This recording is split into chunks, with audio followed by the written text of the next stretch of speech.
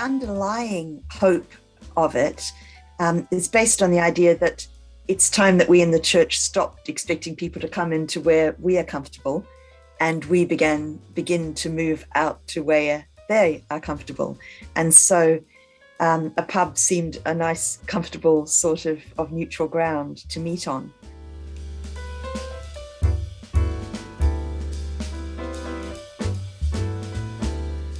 But it's also because when Michael was Dean of Napier, there was a pub right next door to the cathedral, and we had a couple of evenings, which we called Mulled Evenings there, and they were a lot of fun, and we had some great discussions, so it seemed like a good thing to try out here as well. We were aiming for small centres where there are often just a handful of people connected to each church. And because we were meeting in a neutral place, again, it made sense to use that as an opportunity to involve the other churches.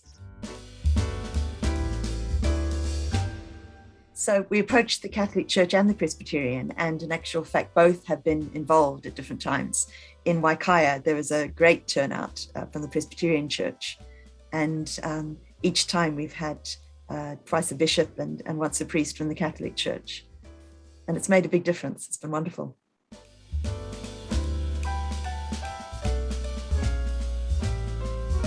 The first thing was that this Christianity business is not a monopoly that the Anglicans hold on to.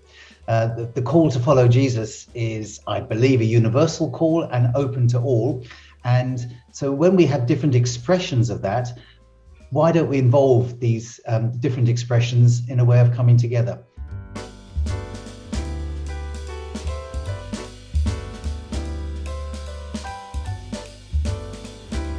I'm not sure how many opportunities there are for us to get together and talk about any question that we have in our minds. We don't do it very often in church, and even in study groups, often we are studying a particular thing. And so this is, I think, a rare opportunity to bring out all the questions that we would have liked to have asked and haven't been able to. The fact that the questions are anonymous, really, means that sometimes I think people may have courage to ask questions they otherwise wouldn't ask. I think having a bishop or two there is great, particularly in little places. And I think having ecumenical angles on the answers is also a real strength. Anything that enables us to talk over with other people, to gain other people's experience, is a way of growing in my own faith. And so when we have a community of people who are seeking to understand more about following Jesus Christ, getting a wider and broader view and range of views helps us to grow. So for me, the biggest value has been hearing people voice questions that perhaps I've heard and thought about myself but haven't dared to voice. And also hearing answers that other people have got to questions which I thought maybe I got sewn up.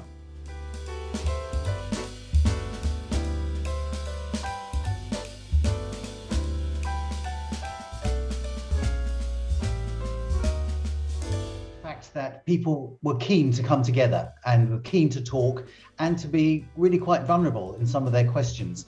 And what stood out for me in the general side was the detail of which some people wrote out their questions and the vulnerability that they were prepared to disclose in it.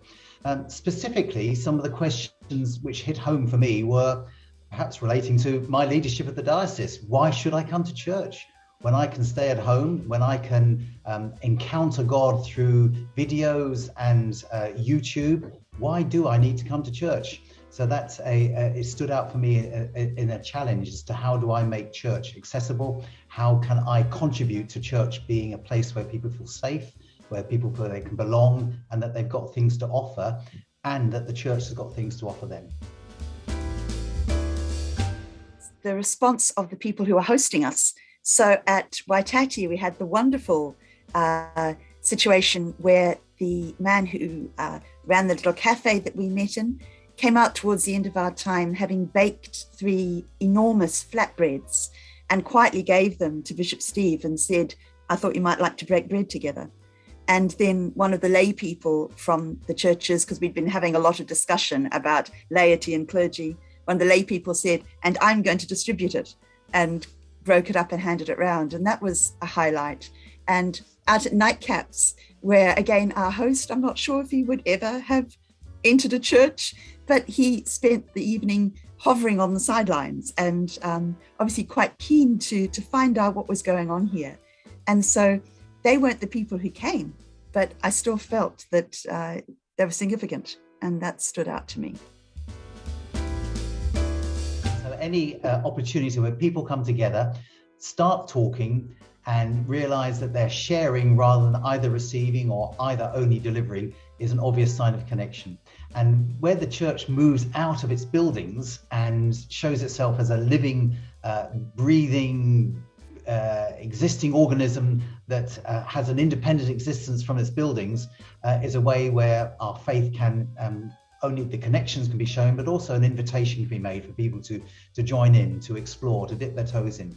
Taste and see that the Lord is good is a verse from the Psalms, and this is perhaps an invitation to do just that.